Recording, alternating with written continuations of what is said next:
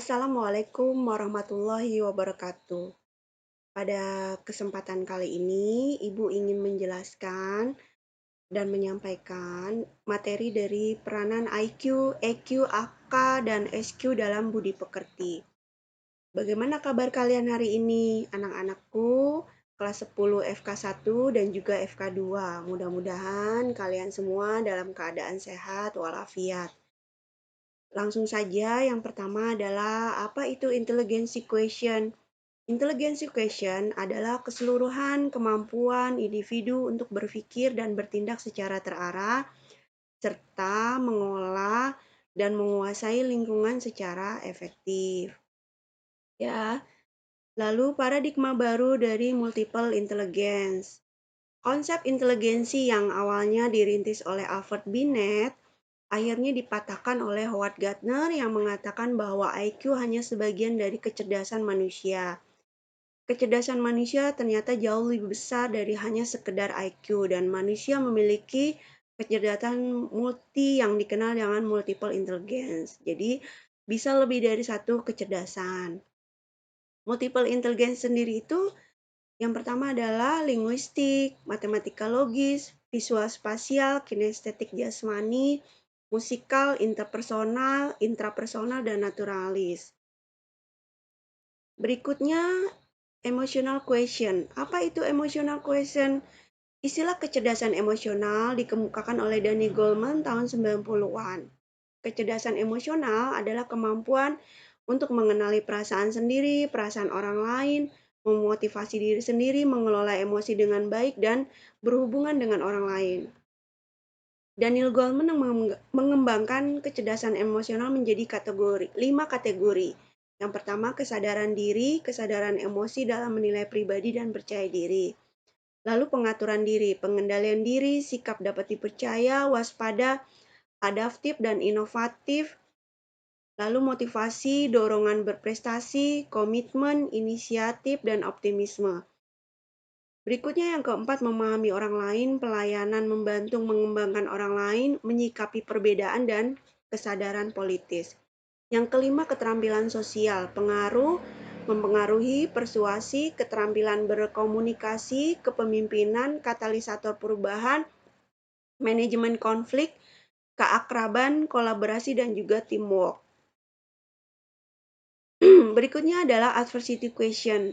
Apa itu adversity question? Pada umumnya, ketika manusia dihadapkan pada kesulitan dan juga tantangan hidup, manusia menjadi loyo dan tidak berdaya, gampang menyerah sebelum berperang. Inilah tanda-tanda adversity question rendah. Adversity question dikemukakan oleh Paul G. Salt. Adversity question adalah kemampuan kecerdasan seseorang untuk dapat bertahan menghadapi kesulitan-kesulitan dan mampu mengatasi tantangan hidup. Ada tingkatan dalam adversity question. Yang pertama, tingkat quitters, tingkat campers, yang ketiga tingkat climbers. Untuk tingkat quitters tingkatan paling rendah, yakni orang yang langsung menyerah ketika menghadapi kesulitan hidup.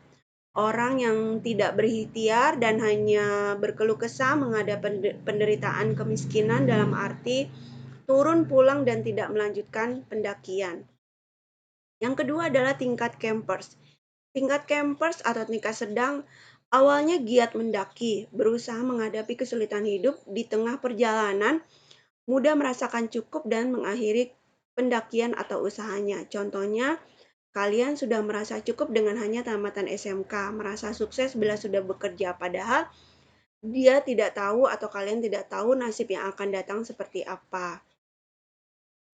Selanjutnya tingkat climbers. Climbers atau pendaki sejati, orang yang sepanjang hidupnya selalu merasa tertantang untuk mendaki puncak yang paling tinggi, tidak peduli latar belakang nasib atau keberuntungan yang ia lakukan, terus-menerus mendaki, terus-menerus menghadapinya, mencari hakikat kehidupan, tidak mudah menyerah, tidak gampang menyerah, sehingga mendapatkan kemuliaan manusia baik di dunia dan di akhirat. Inilah yang memiliki adversity quotient tinggi. Berikutnya spiritual quotient. Spiritual adalah inti dan pusat diri sendiri. Kecerdasan spiritual adalah sumber yang mengilhami, menyemangati, dan mengikat diri seseorang kepada nilai-nilai kebenaran. Ciri-ciri spiritual question tinggi. Menurut Dimitri Mahayana dalam bukunya Agus Enggermanto, ciri-ciri orang yang berspiritual tinggi adalah memiliki prinsip dan visi yang kuat, mampu melihat kesatuan dalam keanekaragaman, mampu memaknai setiap sisi kehidupan, mampu mengelola dan bertahan dalam kesulitan dan penderitaan. Yang pertama, memiliki prinsip dan visi yang kuat. Apa itu prinsip? Prinsip adalah suatu kebenaran yang hakiki, fundamental, berlaku secara universal bagi seluruh umat. Prinsip merupakan pedoman berperilaku yang berupa nilai-nilai permanen dan mendasar. Ada 3 prinsip utama bagi orang yang tinggi spiritualnya, yaitu prinsip kebenaran, keadilan, dan kebaikan. Prinsip kebenaran, suatu yang paling nyata dalam kehidupan ini adalah kebenaran. Sesuatu yang tidak benar, tunggulah saatnya nanti pasti akan sirna. Contoh hukum alamiah. Jika kita menyemai benih pada tempat yang salah, waktunya tidak tepat, pengairannya keliru, pemupukannya salah, maka apa yang terjadi? Benih membusuk dan sirna. Pelanggaran atas nilai kebenaran membuat kita kehilangan jati diri, hati nurani yang tidak jernih. Prinsip keadilan. Bagaimana keadilan itu? Keadilan adalah memberikan sesuatu sesuai dengan hak yang seharusnya diterima, tidak mengabaikan, tidak mengurang-ngurangi. Prinsip kebaikan. Kebaikan adalah memberikan sesuatu lebih dari hak yang seharusnya. Kebaikan adalah prinsip yang sangat penting dalam kehidupan yang tentu saja harus selaras dengan prinsip kebenaran dan keadilan. Visi yang kuat. Visi adalah cara pandang bagaimana memandang sesuatu dengan visi yang benar. Dengan visi, kalian bisa melihat bagaimana sesuatu dengan apa adanya, jernih dari sumber cahaya kebenaran. Mampu melihat kesatuan dalam keanekaragaman. Para siswa contohnya dituntut untuk suatu belajar, suasana belajar yang menyenangkan, lalu guru menginginkan semangat dan hasil belajar yang optimal. Baik siswa atau guru, semuanya sama-sama menginginkan kebaikan, menginginkan nilai yang baik, nilai yang bagus, begitupun dengan guru, walaupun caranya yang berbeda-beda. Yang ketiga, mampu memaknai setiap sisi kehidupan. Semua yang terjadi di alam raya ada maknanya. Semua kejadian pada diri kita dan lingkungan ada hikmahnya.